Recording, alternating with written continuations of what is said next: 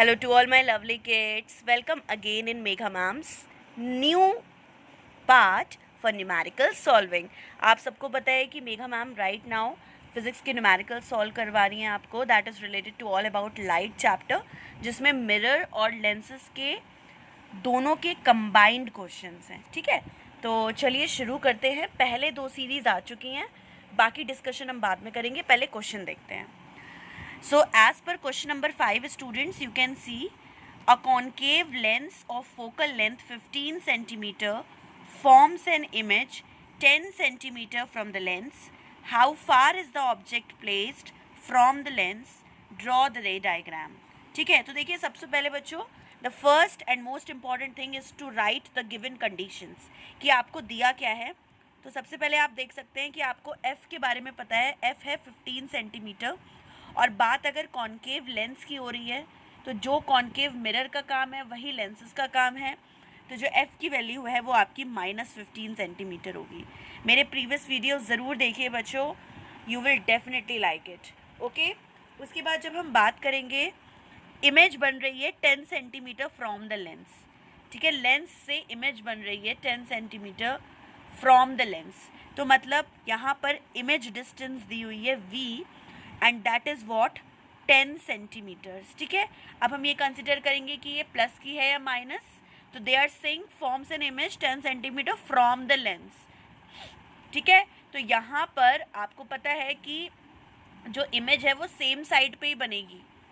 ठीक है, जो केसेस है, तो यहाँ पर जो माइनस है, यहाँ पर जो साइन है वो माइनस लेना पड़ेगा, -10 सेंटीमीटर्स, क्योंकि लेफ्ट में ही इमेज बनेगी.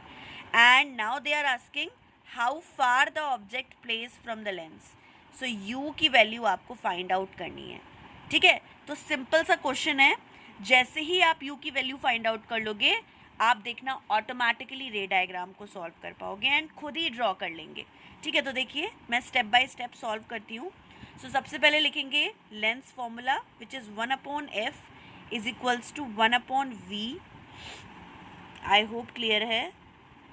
-1/u. ओके बच्चों, अब हम क्या करेंगे, वैल्यूज़ पुट करेंगे. तो इट मीन्स इट इज़ -15 रखा, यहाँ पर हो गया ये -10 और ये रहा -u. ठीक है, आप क्या करेंगे, अब आप देख सकते हो कि ये -1/u, ये वाला पार्ट इसको यहीं रहने देते हैं. तो -1/15 जब ये इधर आएगा तो ये हो जाएगा प्लस का 1/10 और ये हो जाएगा माइनस का 1/u. प्लीज़ साइंस का ध्यान रखिए, वरना क्वेश्चंस बहुत ईजी हैं. अब हम क्या करेंगे, अब आप देख सकते हो एलसीएम ले लेते हैं. 15 और 10 का जो एलसीएम है बच्चों वो आएगा आपका 30, और 15 2s आर 30 एंड 2 को 1 से करेंगे तो ये हो गया -2, और 10 3s एंड 3 1s आर 3. तो ये हो गया आपका बच्चों -2 + 3. -2 + 3 मतलब कितना हो गया आपको पता है, ये हो गया 1.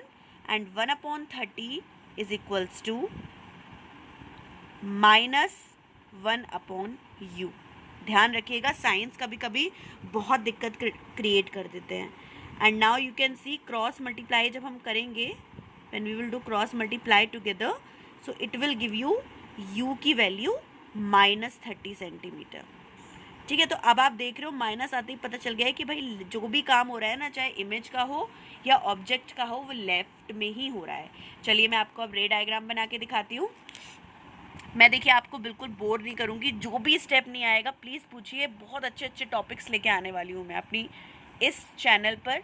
जो कुछ भी आपको पढ़ाई से रिलेटेड नहीं आता है साइंस और मैथ्स में, प्लीज़ मेघा मैम के साथ डिस्कस करिए.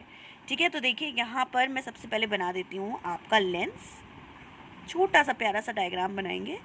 तो ये हो गया आपका लेंस, ये है कॉनकेव लेंस.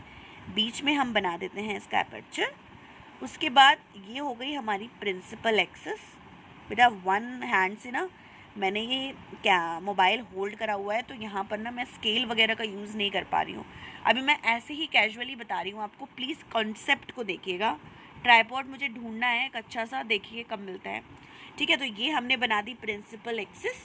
और अब यहाँ पर आप जानते हो कि ये होता है आपका F1, ये होता है आपका 2F1, ये हो गया आपका F2 और ये हो गया आपका 2F2.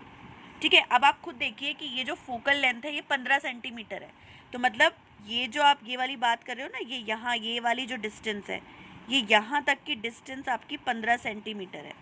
ओके, और अगर 2F1 तक की डिस्टेंस की बात करूँगी तो 15 का डबल हो जाएगा, वो हो जाएगा 30 सेंटीमीटर।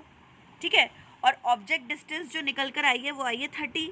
और नेगेटिव से कंफ्यूज मत होना, नेगेटिव मतलब सिर्फ इतना है कि लेफ्ट साइड रखा हुआ है, नेगेटिव मतलब इतना कि सिर्फ लेफ्ट साइड है।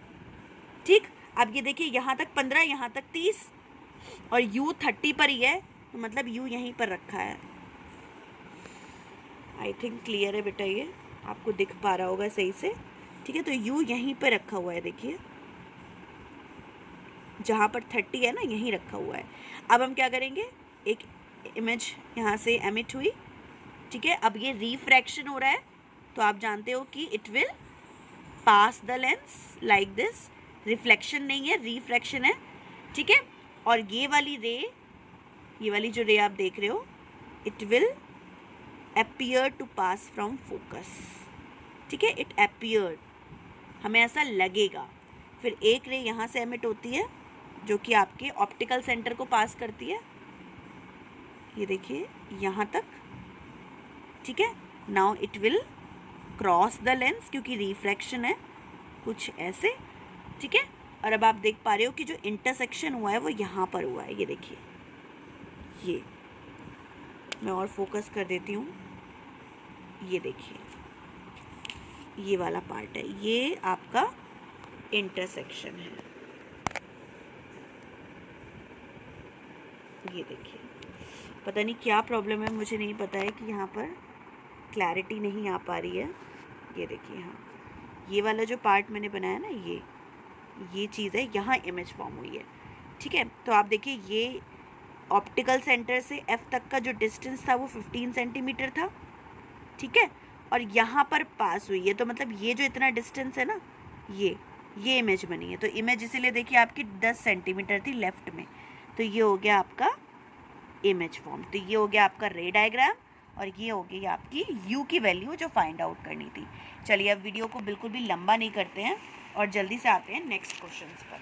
ठीक है, सो जो आपका जो नेक्स्ट क्वेश्चन वो ये है that an object is placed at a distance of 10 centimetre from a convex mirror. ध्यान रखिए ये मिरर का क्वेश्चन है, और फोकल लेंथ 15 सेंटीमीटर है। Find the position and nature of the image. देखिए कितना सिंपल क्वेश्चन है।